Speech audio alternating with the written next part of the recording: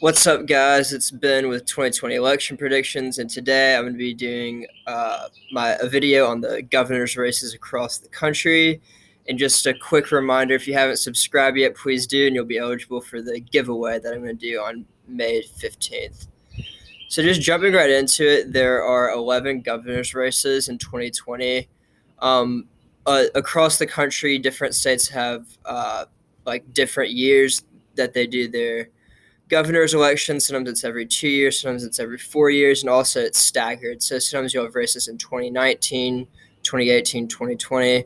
So this year in 2020, there's actually not as many governor's races as there have been before, but it definitely doesn't mean that it's not important. And obviously, I don't think the media will focus on these governor's races because a lot of them aren't as competitive, and always like the national elections, especially the presidential elections, are the most focused on races by the media and just by the general public because that's where the interest is.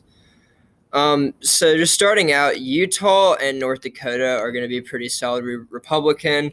I don't really think these races are very interesting. They have incumbent Republicans, and they very rarely vote for Democrats ever.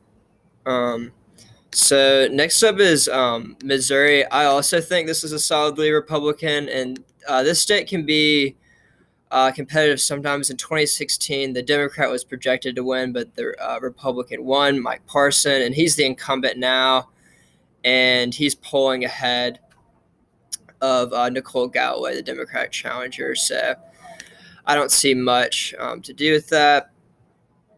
Next up is West Virginia. I also see this as a safe Republican seat. This is a little interesting. So this is the 2016 gubernatorial election. Jim Justice was a Democrat, but since Trump has come to office, Jim Justice has switched his party affiliation to Republican. It was kind of this whole thing. Like Jim Justice came on stage and was like, "Because of Trump, I'm now a Republican."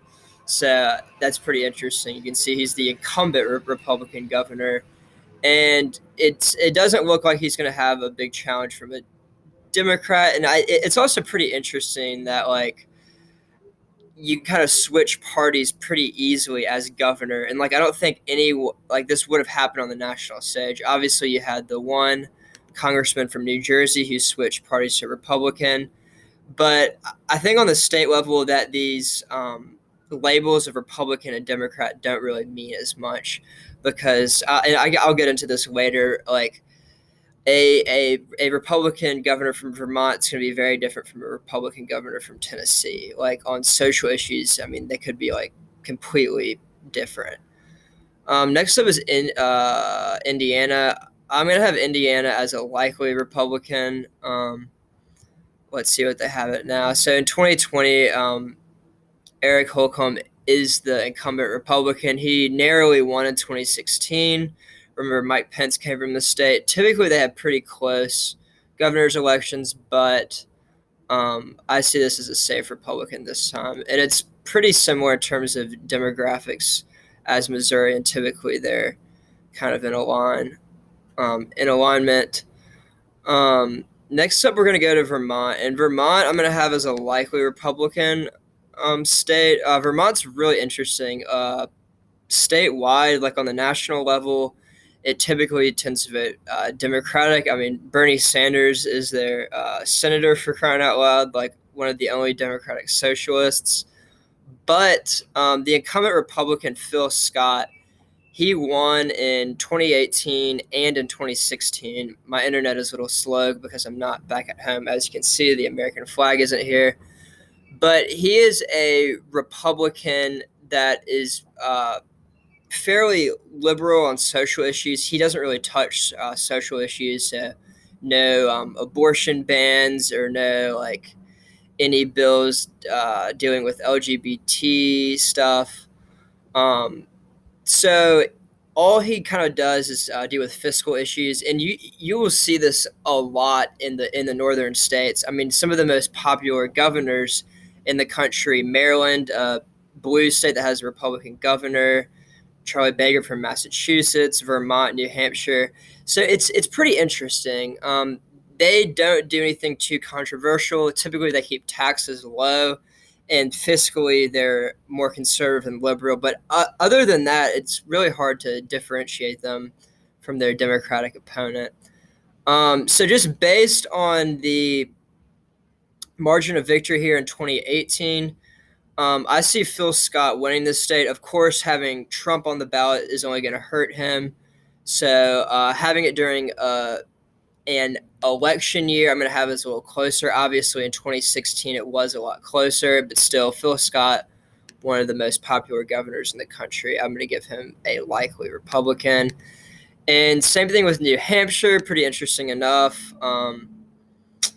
Chris Sununu, he is similarly like fiscally conservative but pretty socially liberal, and you find this a lot. I think he's the 5th most popular governor. Yep, right here.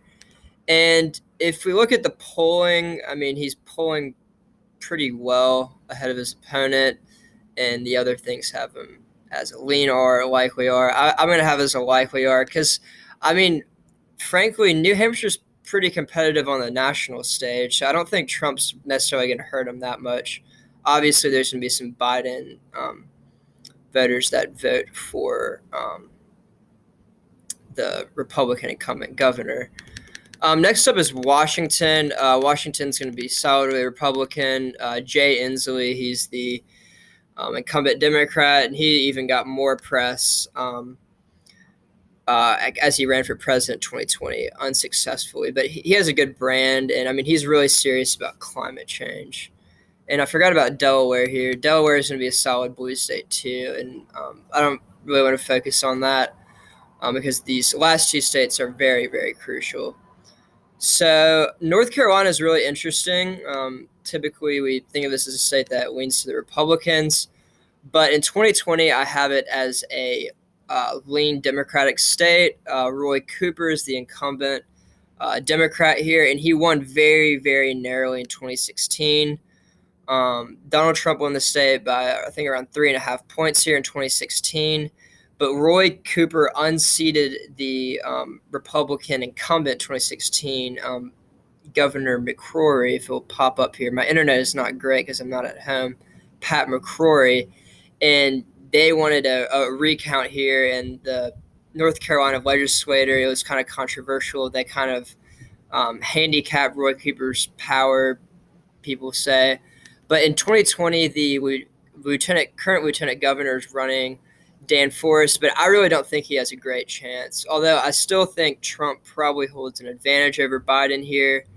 And even Tillis might hold, this is the Senate race, Tom Tillis might hold a small advantage over his Democrat challenger, Cal Cunningham. Roy Cooper has been pretty popular. He might, although he's not in the, he has a 47% approval rating, 32% disapproval. He hasn't done anything too controversial, so I think the North Carolinian voters will reward him for that and reelect him, although it's probably going to be within 5 points.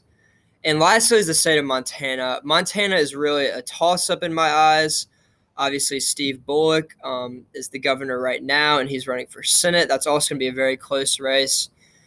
And while I think the Senate race leans to the Republicans, because Steve Bullock is a popular governor and has generally done a pretty good job in the state of Montana just based on his approval ratings, Bullock's Democratic successor will be Mike Clooney, and Greg Gianforte is the Republican. And while there's not great polling, it's really hard to tell. I mean, Montana is a state that has a Democratic senator, might have 2 Democratic senators, and they've had Democratic governors in the past.